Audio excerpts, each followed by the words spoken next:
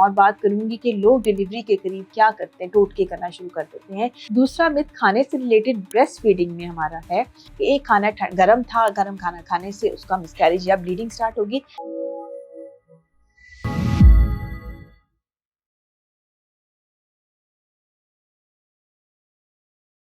जी, अस्सलाम वालेकुम। आज इस वीडियो में हम बात करेंगे उन टोटकों के बारे में या मिथ्स के बारे में जो कि सेफ नहीं होते और जो हम यूजुअली घर में प्रैक्टिस कर रहे होते हैं, लेकिन वो आपकी हेल्थ के लिए अच्छे नहीं होते। ठीक है, तो हमने एक कंबाइंड वीडियो कर दी जिसमें टोटकों की बात भी की जाएगी और मिथ्स जो हैं, जो हमारी गलत फहमियां हैं, उसके बारे में भी बात करेंगे जो कि आपके लिए सेफ नहीं है। तो सबसे पहला क्या हमारा है, गलतफहमी हमें क्या होती है कि हम प्रेगनेंसी हमारे ज़हन में ये बहुत ज़्यादा है कि ये खाना गर्म है और ये खाना ठंडा है और प्रेग्नेंट औरत को ये वाला खाना चूंकि गर्म है हमने नहीं देना। सो प्लीज़ इस चीज़ को क्लियर कर लें कि जो भी अच्छी डाइट है वो आपने प्रेग्नेंट लेडी को देनी है, यानी हमला खातून को अच्छा खाना आपने देना है। गर्म और ठंडे का कॉन्सेप्ट नहीं होता, ना ही कुछ खाने से उसको हमल ज़ाया होने का डर होता है। सिर्फ जो चीज़ आपको मना की जाती है वो पपीता है, अनानास है। प्रेगनेंसी में शुरू में मना किया जाता है कि उसके साथ मिसकैरेज का रिस्क होता है। बाकी कोई भी घर का बना हुआ साफ सुथरा खाना वो खा सकती है। ना फिश गर्म होती है, ना आम गर्म होते हैं, ना अंडा गर्म होता है।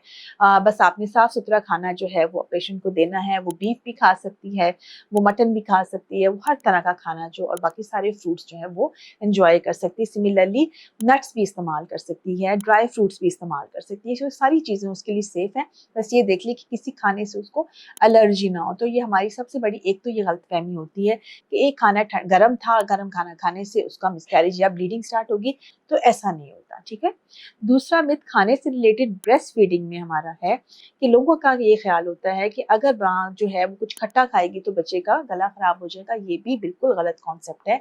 माँ जो भी खा रही होती है वो डायरेक्टली बच्चे तक नहीं जा रहा होता, वो इसके इंटेस्टाइन्स में ब्रेक डाउन हो जाता है। मतलब उसकी जब ब्लड में शामिल होता है तो वो चीज़ें होती है जो रूटीन में हमारी बॉडी को चाहिए होती है, जैसे कि प्रोटीन है, कार्बोहाइड्रेट्स है। अगर माँ अच्छा खाना खाएगी तो बेबी को अच्छी खुराक मिलेगी। सिर्फ दवाइयाँ एक ऐसी चीज़ है जो कि डायरेक्टली ब्रेस्ट मिल्क में शामिल हो सकती हैं। तो दवाइयाँ इस्तेमाल करने से पहले ज़रूर आप पूछिए। अदरवाइज खाना खाने से, कोई भी खाना खाने से बच्चे तक वो डायरेक्ट खाना नहीं पहुँचता।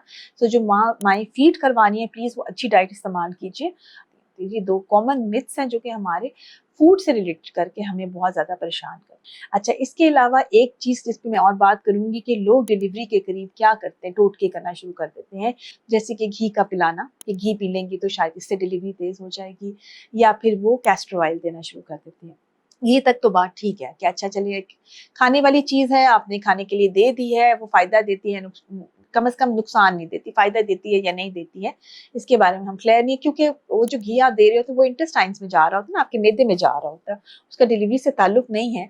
हाँ, ये ज़रूर हो सकता है कि पेशेंट का पेट ख़राब कर दे अगर उसको वो घी खाने की आदत नहीं है, अदरवाइज़ इसका और कोई नुकसान नहीं है। और जहाँ तक कैस्टर ऑयल का ताल्लुक है, प्लीज़ कैस्टर ऑयल आपने कभी भी नहीं पीना अगर आपको प्रेगनेंसी का टाइम करीब है। चूँकि वो क्या करता है, वो ना सिर्फ आपकी इंटेस्टाइन्स को तेज़ करता है, वो लेबर पेन्स लगा देता है, ये बात सच है। पर लेकिन वो क्या करता है, वो बच्चे की जो इंटेस्टाइन है उसको भी तेज़ कर देता है, यानी उसकी भी गट मोटिलिटी या कह लें उसकी आंत्रियाँ जो है उसको भी तेज़ कर देता है। और उस वक़्त वो मेकोनियम बच्चा पास कर देता है। ठीक है, तो उसमें तो सी सेक्शन का फिर रिस्क बढ़ जाता है। सो अगर आप उसको लेबर पेन्स लगाना चाह रही हैं तो आप बाकी टोटके इस्तेमाल करें, जैसे कि लोग सफाई करवाना शुरू करते हैं, सीढ़ियाँ उतरवाना चढ़वाना शुरू कर देते हैं, चलाना शुरू कर देते हैं, जो पैरों बल बैठते हैं, ये सारी चीज़ें आप करें, लेकिन प्लीज़ कैस्टर ऑयल आपने इस्तेमाल नहीं करना है। बाकी सारे टोटके जो है होम के जो भी हैं वो आप करना चाहें वो आप कर सकते हैं। इसके अलावा एक मिथ और सीढ़ियों से मुझे याद आया कि देखिए, एक जो नॉर्मल प्रेगनेंसी होती है उसको ना तो हस्बैंड एंड वाइफ के रिलेशनशिप से फ़र्क पड़ता है, ना सीढ़ियाँ चढ़ने उतरने से फ़र्क पड़ता है। वो जो प्रेगनेंसी है वो टोटली सेफ़ होती है। तो ये जो बातें हैं कि बिल्कुल बेड पे आ जाएंगी या बिल्कुल सीढ़ियाँ नहीं चढ़नी हैं या बिल्कुल घर में बैठ जाना है, ऐसा बिल्कुल गलत है। एक हेल्दी लाइफस्टाइल आपने रखना होता है, अपनी वॉक वगैरह, अपनी नॉर्मल एक्टिविटीज़ सारी आपने मेंटेन करनी होती है। सीढ़ियों के बारे में सिर्फ हम ये कहते हैं कि आप एहतियात से चलें, गिरने का डर होता है। सेम हील्स के बारे में भी यही कहा जाता है कि आप हील्स अगर इस्तेमाल करना चाहती हैं, आप छोटी स्टेबल हील्स को इस्तेमाल कर लीजिए। ज़्यादा बड़ी हील्स के साथ आपके कमर में दर्द और साथ गिरने का डर जो है वो रहता है। अदरवाइज़ ये चीज़ें मिसकैरेज कॉज़ नहीं करती हैं। उम्मीद है इस वीडियो से आपको फ़ायदा हुआ होगा। बहुत सारा ख्याल रखें, दुआओं में याद रखें।